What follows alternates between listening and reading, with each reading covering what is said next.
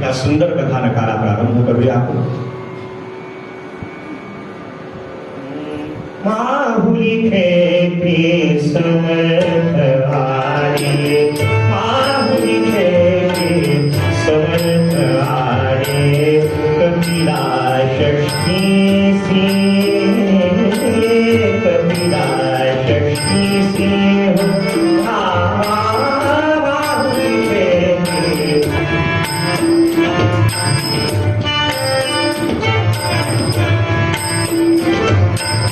छत्रपती सह स्नाना करीती, छत्रपती सह स्नाना करीती,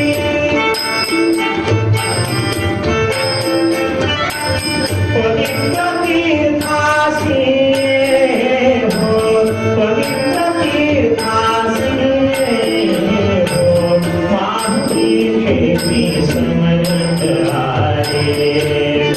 आम्ही कहो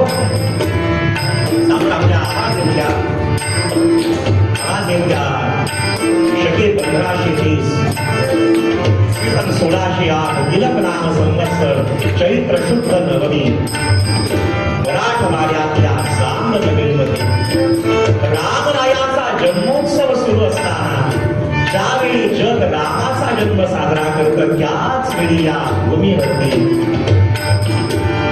माझ्या सद्गुरुनाथांचं अवतरण झालं. तिकडे राम जन्माची फुलं भाविकांनी उधळली आणि आनंदाची वार्ता आली. हो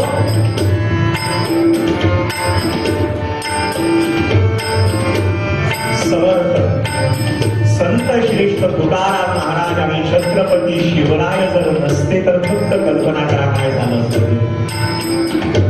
काशी की कला जाती मथुरा में मस्जिद होती, अगर शिवाजी न होते तो सुन्नत होती सबकी. काय स्थिती आहे. माहुली खेळती समर्थ आले, कपिला षष्ठीसी माहुली खेळती समर्थ आले, कपिला षष्ठीसी छत्रपती सह स्नाना करीती, छत्रपती सह स्नाना करीती.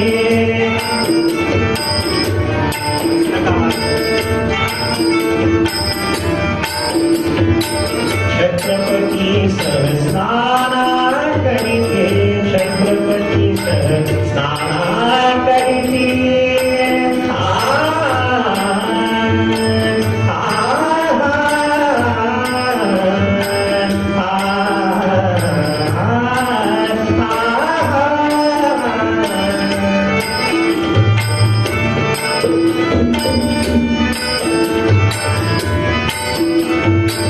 छत्रपती सह स्नाना करीती, पवित्र तीर्थासी हो, साधूजी नामो राधानाथ होती.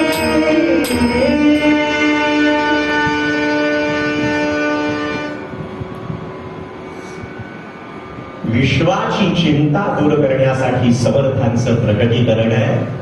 अथवा सावधान शब्द ऐकताना गोरज मुहूर्तावरती मायेचा त्याग करून निघालेले ते पळून गेले नाही. जगाला प्रवृत्तीच्या तटावर आणणारे पळकुटे असतील कसं समर्थ कळाले नाही. आमचे दासगणू महाराज म्हणाले बाकीचे संत हाडाचे शिक्षक आहेत आणि समर्थ हाडाचे मुख्याध्यापक आहेत. हळदीनं मागलेल्या अंगाने जगाच्या कल्याणासाठी दमन केलंय. अवघाची संसार सुखाचा करी. गोदावरी नंदिनीच्या संगमावरती तप केले, तपाचरण केलंय. रामरायांची पूर्ण कृपा अनुभवली. एकांतातलं काम झालं आणि नंतर समर्थांनी असे तो हिमाचल यात्रा केली. पायी तीर्थ यात्रा आणि मुखी रामनाम. ग्रामे अथवा नगरे पाहावी घरांची ती घरे, भिक्षा दिसे लहान कोणी परीक्षोनी सोडावी. शहाणे करावे जग, पतित करावे पावन, सृष्टीमध्ये भगवत भजन वाढवावे. पारमार्थिक दृष्ट्या जाग कसं करावं हे समर्थांनी आम्हाला शिकवलंय आणि राजकीय दृष्ट्या सावध कसं आणि जाग कसं राहावं छत्रपतींनी शिकवलं. दोन्ही दृष्टीनं जागरूकतेची गरज आहे. असतो 12 वर्षाचं भारत भ्रमण झालंय समर्थांचं. चाफळला मठ स्थापन केला आणि काही कार्य झाल्यानंतर अगदी आयुष्याच्या शेवटी 6-7 वर्षे छत्रपतींनी आपल्या गुरूंना राहण्यासाठी एक गड दिला. आधीच त्याचं नाव परळीचा किल्ला, नंतर नाव पडलं नवरस तारा. पण भाविक हो, समर्थ तिथे आल्यानंतर सज्जनांचं एक संमेलन घेतलं आणि त्या गडाला नाव पडलं सज्जन गड. जर समर्थांच्या स्पर्शानं गड सज्जन होतो तर आम्ही होऊ नये का? समर्थांचं कार्य सांगू, सज्जन आणि गड एकत्र समर्थांनी आणले. गड एकत्र पराक्रमानं आणता येतील, पण सज्जनांना एकत्र आणणं किती कठीण आहे. ते कार्य समर्थांनी केलं आणि असा एक प्रसंग समर्थांच्या जीवनात आला हो. गडावरती असताना 60 वर्षानंतर एकदा येणारी पर्वणी, तिला कपिला षष्ठीचा मुहूर्त होता. इतर वेळी आपण गंगा स्नानाला जातो, हरिद्वारला, प्रयागराजला, उज्जैनीला. पण जेव्हा कुंभमेळा असतो तेव्हा माणसं का जातात? विशेष पर्व, विशेष स्नान आहे. अशी एक संधी आली, असा काळ आला आणि योगीराज कल्याण स्वामींनी आदल्या दिवशी सांगितलं, महाराज उद्या येणारा महापर्व काळ, आमच्या सगळ्या शिष्यांची सकल तीर्थे आपल्या चरणी आहेत. आम्ही आपल्या चरणाचा आश्रय घेऊन कुठे जायचं? सगळी तीर्थे आमची तुमच्या चरणी. पण या निमित्तानं त्या क्षेत्रस्थ लोकांनाही आपली भेट होईल. या निमित्तानं आम्हाला कुठेतरी घेऊन जाणं. माझ्यासाठी नाही, असं सगळ्यांच्या मनात आहे. कल्याणाला पुढे गेलं शिष्यांनी, जाशील सांगशील हो? आणि समर्थांनी सांगितलं, ठीक आहे रे, एवढी इच्छा आहे ना, उद्या आपण निघायचं, कपिला षष्ठीच्या मुहूर्ताला जायचं. तिथे कृष्णा आणि वेण्णा नद्या एकत्र येतात. समर्थांचं कार्य, अवतार कुठे घेतलाय, कार्य कुठे आणि शेवटी विश्रांती कुठे. भाविक हो, असा महापुरुष वाऱ्यासारखा धावला हो. मेलेली मन, पिचलेली मनगट आणि कमकुवत झालेल्या मेंदूंना ताण दिलेलं समर्थांचं कार्य. असमर्थाला समर्थ करायचं असेल तर समर्थ चरित्र. आणि कपिला षष्ठीच्या मुहूर्ताला समर्थांनी ठरवलं, आपण क्षेत्र माहुलीला जायचं, पण जाताना छत्रपतींना, शिवरायांना घेऊन जायचं. योगायोगानं ते साताऱ्यात होते. गडावरती समर्थ असताना अनेक वेळा चर्चेसाठी यावं. एकांतातल्या चर्चा, काही धकाधकीचा काळ, काही एकांतातला विचार आहे. योग असा राजालाही घेऊन जातो. समर्थांच्या मनात विचार आला आणि पहाटेच्या वेळी घोड्यावरती बसून टक टक टक टक टक टक टक टक टक टक टक आवाज येतोय. शिष्यांना घेऊन समर्थ निघाले. अगदी प्रभात वेळ आणखी व्हायची एवढ्या साताऱ्यात आले. छत्रपतींच्या कानावर एखादा वार्ता गेली आणि सांगितलं, राजा तुला राज्यकारभार सांभाळायचा आहे, फार धकाधकीचं जीवन आहे, पण आज तू स्नान करावं. राजा प्रकृती रंजनात, राजाचं पुण्य जगाच्या समाजाच्या कल्याणासाठी असतं. श्रीमद भागवतात एक कथा आली आहे. अजनाभ नावाच्या देशात पाऊस पडला नाही, तेव्हा वृषभदेवांनी पाऊस पाडलाय. राजाचं पुण्य असेल तर प्रजा सुखी असते. मंडळी, छत्रपतींना सांगितलं आणि आनंद वाटला छत्रपतींना. अनेकांच्या मनात एक प्रश्न आहे, तुमच्या महाराष्ट्रात एक वाद आहे, शिव छत्रपतींची कधी भेट झालीच नाही, ते गुरुच नव्हते. अरे जो इतिहास आहे तो काय बदलणार आहात? रोकडा साक्षात्कार आहे. सूर्यावर चिखल फेकून आपल्याच तोंडावर पडणारे सूर्यावर नाही म्हणतात. आजही सज्जनगडावरती उत्सवात जेव्हा दास नवमीच्या दररोज कीर्तन झालं की एक पद म्हटलं जात, जय हो महाराज गरीब नवाज, जय हो महाराज गरीब नवाज, जय हो महाराज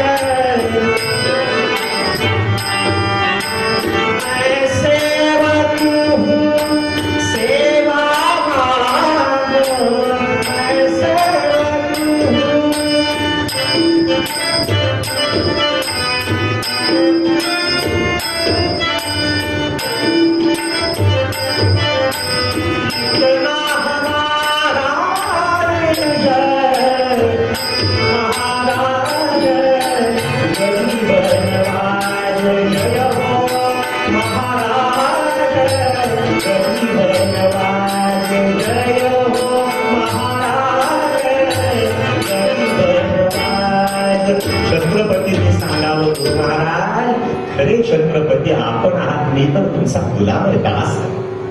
काय राजा काय गुरु असतो. या सगळ्या शिष्यांना घेऊन समर्थ माऊली माझी छत्रपतींसह त्या माहुलीला आले. वाहते कृष्णा माझी, संत वाहते कृष्णा माझी.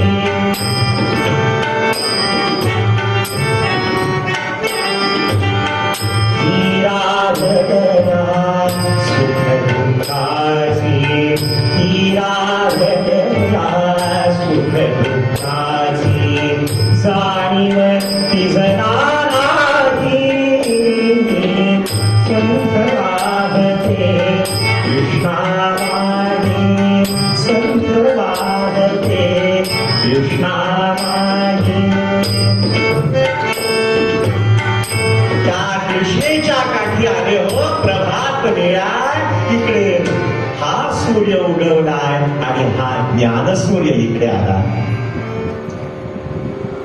यात्रा दाटली अपार, पातले बहुत नारी नर, करीती भावे जय जयकार, जय गंगे जय कृष्णे. जसा तीर्थराज प्रयाग, हरिद्वार, उज्जैनी आणि नाशिकला कुंभमेळा, तसं कृष्णेच्या काठी कन्यागत महापर्व हा असतो का. अनेक लोक तेव्हा गंगामाई भेटायला येते कृष्णेला. त्या तीर्थाचं स्नान करण्यासाठी लोक आलेले. सकाळची वेळ, कोणी स्नान करतय, कोणी ग्रंथाचं पारायण, कोणी संध्या करताय, कोणी आचमन करताय, कोणी दैवतेचं दर्शन घेताय. काहीतरी पारमार्थी प्रति प्रत्येकाकडनं होते. आणि एवढ्यामध्ये झालं काय, पाहिला त्या क्षेत्र माहुलीतले जे विप्र होते ना, त्यांच्या कानावर वार्ता गेली, अरे आज राजा येणार आहे स्नानाला, नवे नवे आलाय. नुसता राजा नाही, ते गुरुने आलेले. विचार त्या क्षेत्र माहुलीतल्या विप्रांनी केला. लक्ष असावं, 2 मिनिटात कथा होतं, काळजी करू नका. आज जर राजा येतोय, जाणता राजा आहे, सामान्य नाहीये, श्रीमंत योगी आणि समर्थ येतात. आपण बाकीच्यांना संकल्प सांगतो, त्याच्यापेक्षा राजाला संकल्प सांगावा, समर्थांना संकल्प सांगावा का. ते पहा, ब्राह्मणाचं ही चरितार्थाचं साधन काय आहे. नेहमी लक्षात घ्या, आपल्याला जर आपला उत्कर्ष व्हावा असं वाटत असेल, पिढ्यानपिढ्यांचं कल्याण, तर ब्राह्मणांना संतुष्ट करा. ही जातीवाचक बोलतोय असं नाही, ब्रह्म जानाति इति. श्रीमद भागवतात पहा, सुदेव नावाचा ब्राह्मण जेव्हा ते पत्र घेऊन गेलाय, वापस आलाय. जगताची माय ती लक्ष्मी रुक्मिणी देवी. अनेक जण म्हणाले तिनं गळ्यातला तो रत्नाचा हार. नाही नाही नाही, तिनं सांगितलं ब्राह्मणाला द्यायला माझ्याकडे काय आहे. सांगितलं लक्ष्मी देवीने, रुक्मिणी देवीने, ज्या घरामध्ये ब्राह्मणाची पूजा मान सन्मान होतो, त्या घरात ती अक्षय राहणारी, तिथे मी चंचल नाही. त्या विप्र लोकांचं चरितार्थाचं साधन अशा यात्रेच्या निमित्तानं जे येतील त्यांना संकल्प सांगायचा.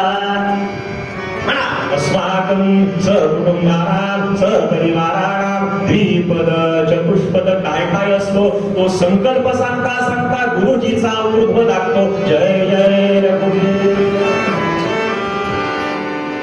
एवढंच कार्य त्याच्यामधल्या एवढं नाही हो. संकल्प सांगावा, काहीतरी मिळवावं वाटणं काही चुकीचं नाही. एक प्रसंग सांगतो. आमचे जोग महाराज, आपल्याकरता महाराज, ते नाशिक क्षेत्री आले आणि ब्रह्मपुत्रांना नमस्कार केला. स्नानापूर्वी संकल्प करायचा. संकल्पामध्ये काही प्रायश्चित्त घ्यायचं असतं. गत जन्मी माझ्याकडनं काही पाप घडलं असेल, या जन्मी काही घडलं असेल, ते गत जन्मनी झालं आणि इह जन्मनी आल्यानंतर जोग महाराज म्हणाले थांबा, मी या क्षेत्राची शपथ घेऊन सांगतो, गंगेची शपथ घेऊन सांगतो, माझ्याकडनं या जन्मी स्वप्नातही चुकूनही पापाचरण घडलेलं नाही. गत जन्माने असेल तर मी प्रायश्चित्त घेईन, इह जन्माने अजिबात नाही, असा आपल्या कर्मावर विश्वास पाहिजे. स्वप्नातही पाप नाही, पण संकल्पाची गरज समर्थांना काय होती? आता समर्थांना सहकुटुंबांना, समर्थांचं कुटुंब कोणतं? हे विश्वची माझे घर, ऐसी मती जयाची स्थिर, बिंबहुना चराचर आपणची जाणना. एवढ्यात राजाला सांगितलं का धावपळीच्या काळात राजा तू स्नान कर. समर्थांनी स्वतः संकल्प राजांना सांगितला, तुला राज्यकारभार सांभाळायचा आहे, तू जा, मी इथं थांबतो, काही अनुष्ठान करतो.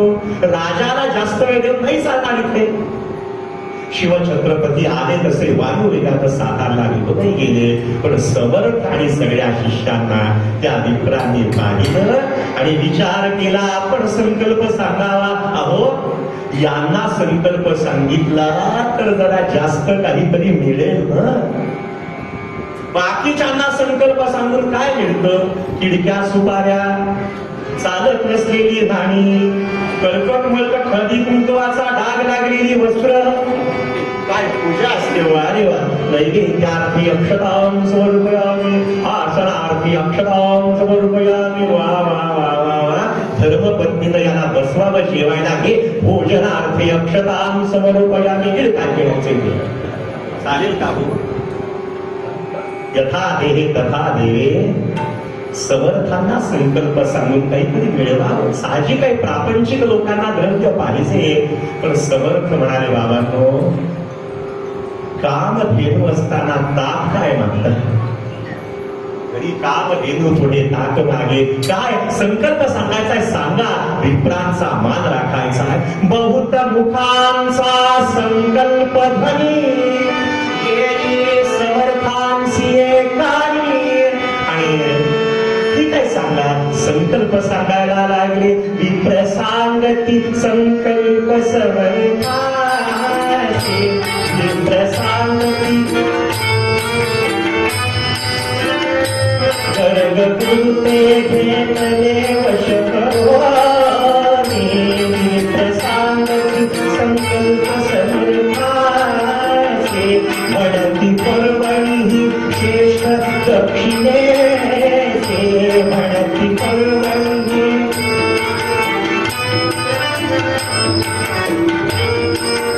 आपली वेळ संपली. तुम्ही असता छत्रपती यांचे,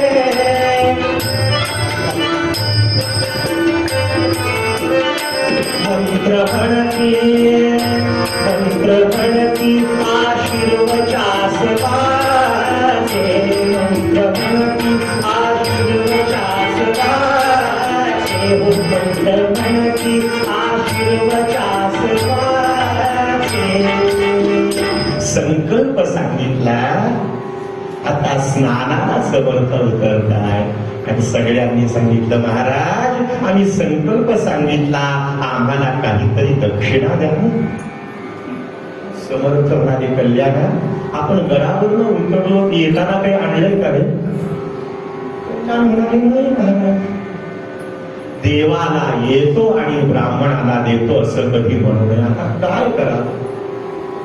तुम्ही असता गुरु छत्रपती यांचे, छत्रपतीचे गुरु आहात आपण, महाराज काहीतरी द्या. मंत्र म्हणती आशीर्वचास वाचे. काय द्यावं, काय द्यावं? समर्थांनी ठरवलं, आता काय द्यावं? कल्याणाला, उद्धवाला सांगितलं, जा रे त्या कृष्णेच्या पात्रात उड्या मारा आणि जे काही हातात दगड गोटे येतील ना, गुळगुळीत झालेले, ते हातात आणून द्या. गुरुंनी सांगितलेलं काम केलं, बुड्या मारल्या, हातात येतायत ते दगड गोटे द्यायला लागले. आणि समर्थांनी सांगितलं, चला सगळेजण आपापले उजवे हात पुढे करा. तुम्ही सुद्धा केले तरी चालतील. प्रत्येकाला एक एक एक एक एक एक गोटा दगड गोटा म्हणायला लागला. हा काही कपाळात मारून घ्यायचा बुवाचा. अहो काय करावं. समर्थांनी ठरवलं बाबांनो आज टोकन तरी देतो. टोकन उद्या काय मिळवायचंय सोमवारी मागायला. आज कसं ज्याला मुक्तीची गरज आहे त्यानं गरजा कमीत कमी अनित्यात आपलं चित्त गुंतवू नये. विषयात विषवत्यज. विषय म्हटलं की फक्त स्त्री पुरुष देहापुरताच विचार नाहीये. तो सोडून मला सगळंच हवं वाटतं ते विषयातच मोडलं जातं. मंडळी त्याला अत्यंतिक कल्याण साधायचंय. त्यानं काय करावं. अष्टावक्र मुनी जनकाला सांगतात